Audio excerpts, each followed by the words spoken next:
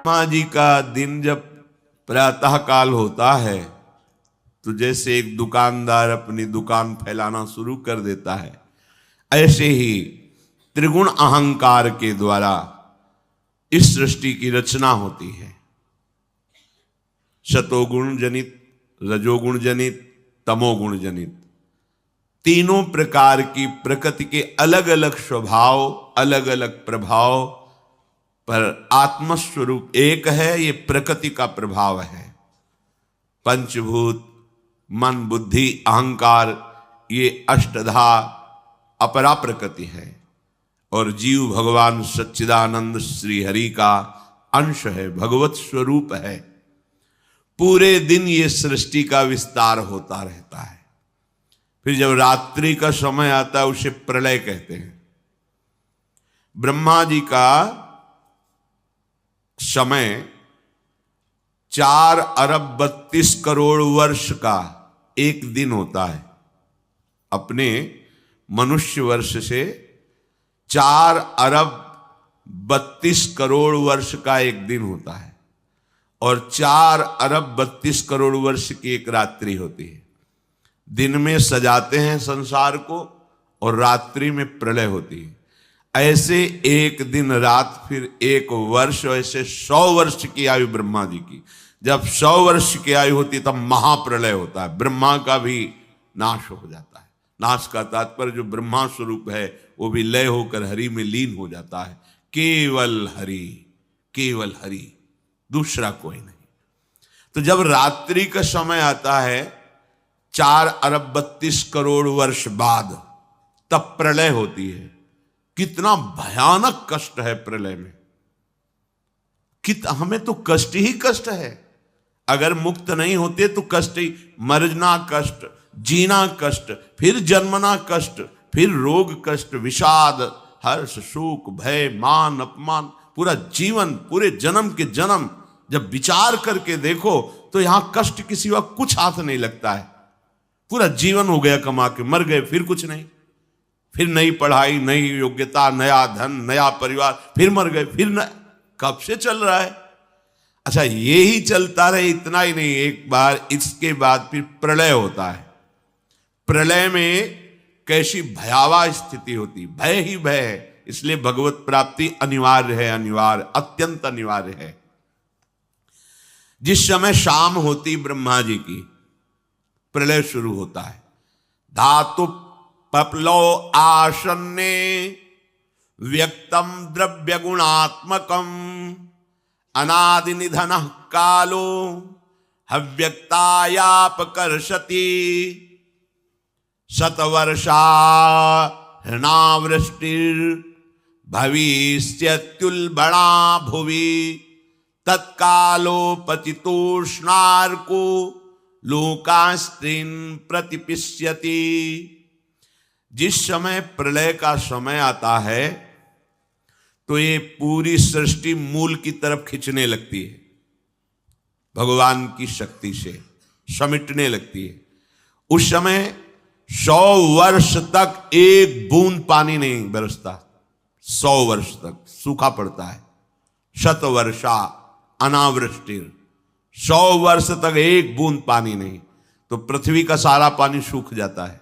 पीने के लिए पानी नहीं, अन्न के लिए कहीं दाना भी नहीं दिखाई देता, कुछ भी नहीं रह जाता। 100 वर्ष वर्षा ही नहीं होती, इतना अकाल सूखा कि इतने में ही सब जीव जंतु, मनुष्य शरीरधारी बहुत मर जाते हैं। 100 वर्ष भयंकर सूखा, गर्म वायु तपती हुई, बचना मुश्किल है। उसी के घर्षण से दावानल, बड़े बड़े वनों में आग लग जाती है। पानी बूंद नहीं, न तालाब में, न कुआं में, न सरोवर में, न सरिता में, सब उष्ण ताप से सूख जाता है। बिना पानी के, बिना अन्न के तड़प तड़प करके जीव मरते हैं। आगे प्रलयकालीन सूर्य का तेज उदय होता है। 100 वर्ष सूखा के बाद सूर्य से तीनों लोकों में अग्नि की वर्षा होने लगती है। जैसे ओले देखते हो, कोई बनाता थोड़ी, कि किसी फैक्ट्री में नाप के काटे जाते हो, झर झर झर झर झर झर ढेर लग जाता, ऐसे अग्नि बरसती है। और नीचे से भगवान शंकरषण की फुंकार से, ज्वालामुखी देखा है? किसने कोयला रखा वहां, पेट्रोल रखा? कैसी देखा है ज्वालामुखी? धधकती हुई बहती हुई आग, ऐसे नीचे के लोगों से आग प्रकट होती है, भस्म करते हुए सब लोकांतर को ऊपर बढ़ती चली जाती है। ज्वालामुखी देख के हृदय कांप जाएगा। भारी अग्नि, ये जलाने वाले अग्नि से भी तापमान उसका कई गुना अधिक होता है। कुछ भी पड़ जाए सीधे आग लग जाएगी, सीधे भस्म हो जाएगी। नीचे से पूरी की पूरी पृथ्वी ज्वालामुखी हो जाती, ऊपर से सूर्य आग बरसाता है। 100 वर्ष तक अग्नि की वर्षा रहती है। पहले 100 वर्ष तक सूखा, उसमें जो कुछ बचे अग्नि की वर्षा, भस्म हो गया पूरा का पूरा। ये 14 भुवन सब भस्म हो गए, नीचे से ऊपर तक। ये स्वर्ग लोक, महालोक, जनलोक, तपलोक सब, क्योंकि ये प्रलय है। ब्रह्मा जी भगवान के नाभि कमल पर विराजमान है, सारी सृष्टि भस्म हो रही, 100 वर्ष तक अग्नि वर्षा ये होती है। अब जैसे कहा जाए कि नीचे से अग्नि निकलेगी, अगर हम ज्वालामुखी ना कहें तो आप अनुमान भी नहीं लगा सकते, ऐसा कैसे हो सकता है? देखो ना, फोड़ करके अग्नि कैसे प्रांत के प्रांत को भस्म कर दे। पर वहां एक जगह से निकलती है पहाड़ों में, या पूरी पृथ्वी ज्वालामुखी हो जाती, जगह जगह से अग्नि भगवान शेष के फुंकार से, और ऊपर से भयानक अग्नि तपती हुई बरसती है, जैसे ओले बरसते हैं ऐसे अग्नि बरसती है। लोगों को तपाने वाली भगवान शेषनाग के मुंह से निकलती हुई प्रचंड लपटें नीचे के लोगों से जलाना प्रारंभ करती हुई इतनी ऊंची बढ़ती हैं कि समस्त ब्रह्मांड को भस्म कर देती है। भगवत प्राप्ति अनिवार्य है। अगर ये सुनकर के तुम्हें भय नहीं लग रहा तो भगवान की माया ने विशेष जकड़ रखा है। कहां हम जाएं? एक ही जगह है भगवान की शरण। हमारी कितनी दुर्गति है, हम सोच नहीं पा रहे। कब मर जाए कोई पता नहीं, कोई हमारा मित्र है पता नहीं। हम जिसे मित्र समझते हैं वो धोखा दे रहा है, वो शत्रुता का कार्य कर रहा है। जिसे हम सगे संबंधी वो सब स्वार्थ में। कौन है मेरा, क्या है मेरा? विचार करोगे तो अभी भयभीत हो जाओगे, और भयभीत होना मंगल है। क्योंकि जो शभीत आवा सरनाई, रखियो ताहि प्राण की नाई। यदि भयभीत होकर भगवान की शरण में चले जाओ तो भगवान जैसे अपने प्राण बहुत दुलारे होते हैं, ऐसे शरणागत का दुलार श्री भगवान करते हैं।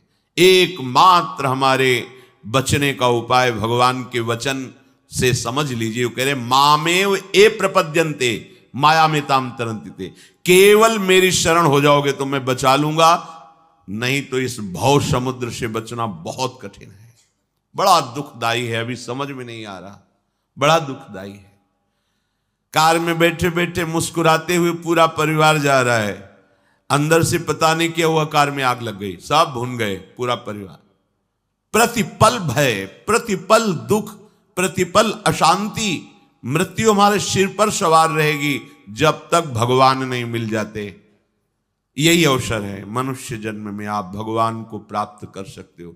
इस छोटी सी आयु में, छोटे समय में, बिना प्रयत्न के भगवान की प्राप्ति आपको हो जाएगी यदि शरणागत हो जाओ, हृदय से शरणागत हो जाओ। भगवान से भी कृपालु हमारी लाडली जो हैं, बचा लेंगी, सब दुखों से बचा लेंगी। निकुंज में किसी भी महाप्रलय की अग्नि का प्रवेश नहीं होता, चिदानंद धाम है। किंचन मात्र माया पवन का प्रवेश नहीं है, ब्रह्मा के द्वारा रचित नहीं है, शेष भगवान के फण पर नहीं है, चिदानंद धाम है। वहां हमें बुला लेंगी श्री जी, और वहां बुला के लेंगे। हम पहुंच चुके हैं, बस सावधान हो जाएं, पीछे न लौटें। तो हम आ गए हैं, श्री जी के दरवाजे पे आ गए हैं। और जो इस द्वार पे पड़ रहता है वो फिर निहाल हो जाता है। महारानी जी के द्वार पे आ गए। घर पे इसलिए नहीं कह रहे अंदर कि अभी नेत्र खुले नहीं है तो तुम देख नहीं पा रहे हो, कहोगे कहाँ श्री जी हैं। तो अभी दरवाजे पे आ गए, इतना विश्वास कर लो।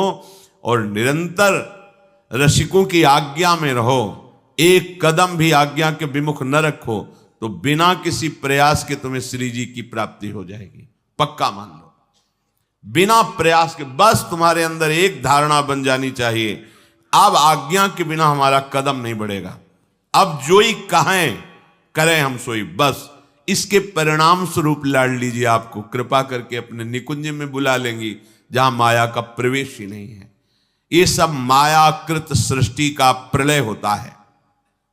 बोलो 100 वर्ष तक हाहाकार मच गया, नीचे से अग्नि ऊपर से अग्नि, और 100 वर्ष पानी नहीं गिरा तो सब सूखा। अब कौन बचा? सब भस्म हो गया। अकाल में ही 100 वर्ष में सब स्वाहा हो गए, जो कुछ बचे वो अग्नि की वर्षा से नष्ट हो गए। शांवर्तको मेघ गणो वर्षति श्मशतम समाहा धाराभिर्हस्ति हस्ताभिर लीयते सलिले विराट। 100 वर्ष अग्नि के बाद फिर प्रलयंकारी मेघ, जिनको शांवर्तक कहते हैं, वो हाथी की सूंड के समान धारा बरसाते पानी की। 100 वर्ष तक निरंतर धाराभिर हस्ति हस्ताभिर लीयते सलिले विराट, हाथी की सूंड के बराबर बूंदे नहीं, धारा, पूरी सृष्टि जलमग्न। ये पूरा विराट ब्रह्मांड जल ही जल हो गया, कुछ नहीं बचा, केवल जल। नीचे के लोगों से लेकर ऊपर तक केवल जल ही जल। पहले सूखा में नष्ट, फिर आग की वर्षा में सब भस्म, फिर जल ही जल। उस समय ब्रह्मा अपने ब्रह्मांड को छोड़ करके उस कमल पर विराजमान होते जो भगवान के नाभि में विराजमान है। ये रात्रि हुई ब्रह्मा जी की, सो गए, उसमें सब नष्ट हो गया। वायु पृथ्वी की गंध को खींच लेती, जिससे वो पृथ्वी भी नहीं रह जाती, वो जल रूप हो जाती है। और वही वायु जल के रस को खींच लेता है, तब जल अपने कारण अग्नि में समा जाता है, और अग्नि को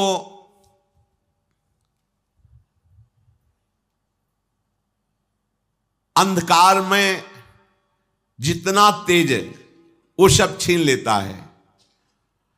अग्नि वायु में लीन हो जाती है, वायु रूप हो जाती है। वायु की शक्ति को, प्रवाह को आकाश छीन लेता है, वो आकाशमय हो जाती है। तदनंतर ईश्वर आकाश के गुण शब्द का हरण कर लेता है, तो तामस अहंकार में लीन हो जाता है। इंद्रियां, बुद्धि राजस अहंकार में, मन सात्विक अहंकार में, ये महाप्रलय हो गया। अब कुछ नहीं बचा। जब पूरी ब्रह्मा जी की आयु हो जाती है तो अहंकार महातत्व में लीन हुआ, महातत्व मूल प्रकृति में, मूल प्रकृति ब्रह्म में, अब केवल ब्रह्म बचा। न ब्रह्मा बचे न ब्रह्मांड बचा, सब नष्ट हो गया। महाप्रलय, प्रलय रात्रि ब्रह्मा की, महाप्रलय ब्रह्मा का विनाश। ये सृष्टि स्थिति संहार करने वाली भगवान की अचिंत्य माया है। ये रहट जैसे चलता है ऐसे चलती रहती, कभी दिन कभी रात, कभी प्रलय कभी सृजन और कभी महाप्रलय। ये बात सुनकर के बड़ा भय लगता है, कैसे निकले इस माया से। यथैता मईश्वरी मायाम दुस्तरा मकृतात्म भी तरंत्यंजा स्थूल धियो महर्षि इदमुच्यताम। हे महर्षियों, ये माया की बात सुनकर तो बड़ा डर लग गया। यही शास्त्र का प्रभाव होता है, संतों का प्रभाव होता है कि जिस डर में तुम सुखी होकर खेल रहे हो, उसमें वास्तविकता का तुम्हें भान हो जाए और भाग पड़ो भगवान की तरफ। एक महान लाल स्वामी हुए हैं पूर्व में, तो पहले ब्याह के लिए जाया जाता था तो राजकुमार की तरह अस्त्र शस्त्र पूरा। जब ब्याह के लिए पाग बांध करके गए और भावर का समय आता है तो उस जो विद्वान पाणी ग्रहण संस्कार कराने के लिए गए थे पंडित जी, उन्होंने कहा लाल जी सावधान।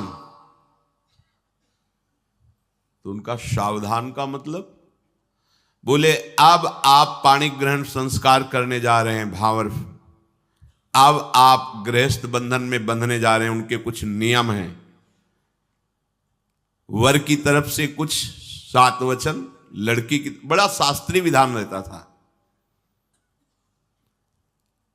तो अभी हम बंधे नहीं हैं, नहीं, अब भावर फेरने जा रहे हो, पाणी ग्रहण संस्कार होगा, आजीवन के लिए तुम्हें ये बंधन स्वीकार किया करना पड़ेगा। जो ब्याह वो लघु शंका लगी है, उनका नहीं, पाणी ग्रहण के बाद बोले अब लगी है तो लगी। पहले अच्छा, पहले बाथरूम की व्यवस्था नहीं थी, बाहरी तो दूल्हा है तो 1-2 लोग गए, उनका भाई लघु शंका तो कर लेने दो, बस वो संकय निवारण के लिए वहीं सब अपना पाग वाग उतारा। बोले जब सावधान तो सावधान, अब क्या बंधना। बहुत बड़े संत हुए।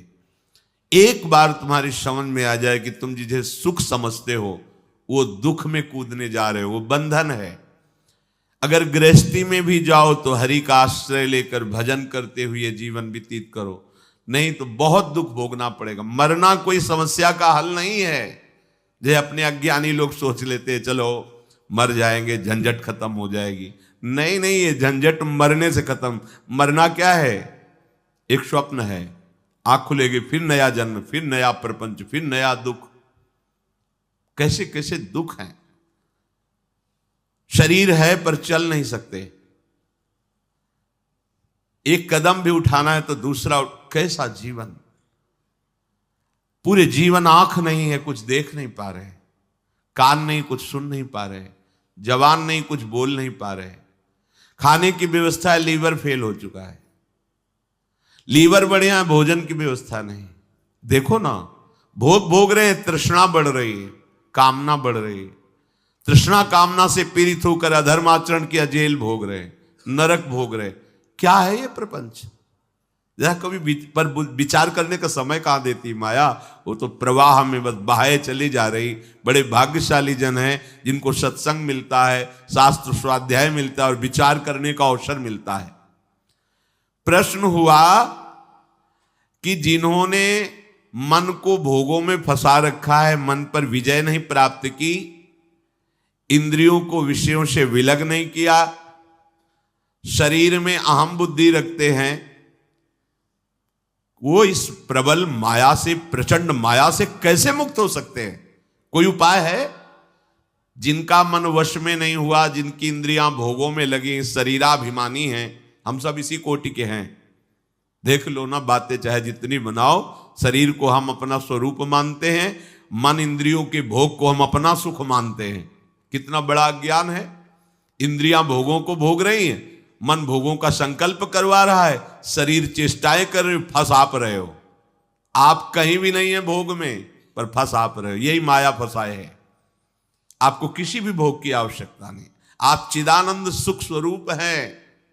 ये भुला देना ये माया कार्य है, और ये स्मृति आ जाना भक्ति का कार्य है, ज्ञान का कार्य है। गीता सुनने के बाद नष्टो मोहा स्मृति लब्धा, अपने स्वरूप की स्मृति आ गई, भगवत स्मृति जागृत हो गई। तो इनका कैसे माया से मोक्ष हो सकता है? जो शरीराभिमानी हैं, मन निग्रह नहीं किया, इंद्रियों के भोगों में जो रमण कर रहे, तो बोले पहले विचार करना चाहिए। विचार शब्द सबसे पहले आया है। अच्छा, ये विचार कहां से प्रकट होता है? ये विवेक से होता है। विवेक से विचार होता है। बुद्धि तो बेकार की बात है। यही तो हमें फंसाया है बुद्धि। यही तो निश्चय करती इसमें नहीं, उसमें सुख है, वहां उस पद में सुख है, उस संपत्ति में। यही तो बेईमानी कर रही बुद्धि। अब बुद्धि के ऊपर कोई बैठे तब समझ में आए, वो है विवेक। और ये विवेक केवल साधु संग से मिलता है। बिन सत्संग विवेक न होई, और सत्संग केवल भगवत कृपा से मिलता है। ये आपके प्रयास से नहीं, आपके भाग्य से नहीं है। बिन सत्संग विवेक न होई, और राम कृपा बिन सुलभ न सोई। सत्संग मिल गया, मानो हमारे ऊपर भगवान की विशेष कृपा हो गई। अब इस विशेष कृपा में विवेक जागृत होता है, फिर उससे विचार होता है। कहते विचार करके देखे कि ये जो स्त्री पुरुष का आकर्षण है, अनादिकाल से ये चला आ रहा है, प्रकृति का पुरुष के प्रति आकर्षण। ये संसारी मनुष्य इसी आकर्षण में सुख की भावना से दुख में बंधता चला जाता है। बहुत बड़ी विचित्र लीला भगवान की है, बहुत। इसीलिए चूंकि जो जिनका विवेक जागृत हो देख के वो कांप जाते हैं, कितनी विचित्र लीला है। किसी एक जगह साधक रहते थे, भ्रमण के समय की बात है। दोष दृष्टि मत करना, माया का प्रभाव ही ऐसा है। अगर आप चूक करेंगे तो आप चले जाएंगे, हम चूक करेंगे तो हम चले जाएंगे। चूक नहीं होनी चाहिए। चूक का मतलब आज्ञा उल्लंघन, शास्त्र आज्ञा उल्लंघन, गुरु आज्ञा उल्लंघन, ये चूक है, ये आपको ले जाएगी। भक्तों के संग से ऐसी घनीभूत भक्ति, घनीभूत जिनमें कहीं भी पोलापन नहीं है, ठोस, घन कहते हैं ठोस को। अगर घनीभूत भक्ति है तो भक्तों की कृपा से जागृत होती है। भक्तों की कृपा का स्वरूप उनके वचनों के अनुसार चलना। अगर घनीभूत भक्ति नहीं, उसमें पुलापन है, तो फिर गिरने के चांस है। एकांत जंगल में वो रहते थे, पूरे आश्रम में अकेले, 2 4 10 लोग दिन में आ जाते थे, शाम के नहीं। वहां एक पागल शरीर वाली स्त्री दरवाजे पे गेट के ऐसे ही, उनको दया आई, सर्दी का समय था, अंदर कर लिया, भोजन पवाया। साधु का हृदय ही ऐसा होता है। पर दया बिना साधु कसाई, और दया करी तो आफत आई। दोनों बातें ध्यान रखनी चाहिए। दया अगर भगवत स्मृति चल रही है तो तुम्हारी ठीक है, और अगर भगवत स्मृति में बाधा पड़ जाए तो दया छोड़ के तुरंत भाग पड़ना चाहिए। याद संभालनी चाहिए। याद गई तो दया फंसा देगी, बस ध्यान रखना। यही दया फंसा दिया भरत जी को। भगवान की याद भूल गए, हिरण की याद आ गई, अब दया खतरनाक हो गई। दया नहीं तो साधु कैसा? दया बिना साधु कसाई, और दया करी तो आफत आई, ध्यान रखना। भगवान भी सावधान कहते हैं, करुणा करो सब पे, दया पर निर्मम होकर ममता नहीं होनी चाहिए। अगर ममता हुई तो चूक हो गई, फिर तो गए। अब उनको ऐसा करना चाहिए, कंबल दे देते, भोजन दे देते, उसको विदा कर देते, पर ऐसा नहीं हुआ, त्रुटि हो गई। धीरे धीरे वो वहीं रहने लगे। कुछ समय बाद मार्ग भ्रष्ट हो गए, भागना पड़ा वहां से। ये क्या? किसी भी रूप में माया शक्ति है। दया, करुणा, सेवा, भावना, सावधान। अगर विवेक है, विचार है, तो आज्ञा पर चलो, शास्त्र आज्ञा पर चलोगे, कहीं कोई बाल बांका नहीं। शास्त्र आज्ञा करता है, बलवान इंद्रिय ग्रामो विद्वानमपि कर्षति। इंद्रियां बड़ी बलवान हैं, बड़े बड़े ज्ञानियों को, विद्वानों को भी विषयों में फंसा देती हैं। इसलिए परस्पर प्रकृति पुरुष के आकर्षण से उपासक जो बचने के लिए चला है, उसे एकांत में कभी संभाषण या किसी भी तरह की एकांतिक वृत्ति परस्पर आकर्षण वाले शरीर के साथ स्वीकार नहीं करनी चाहिए, नहीं तो बंध जाएगा।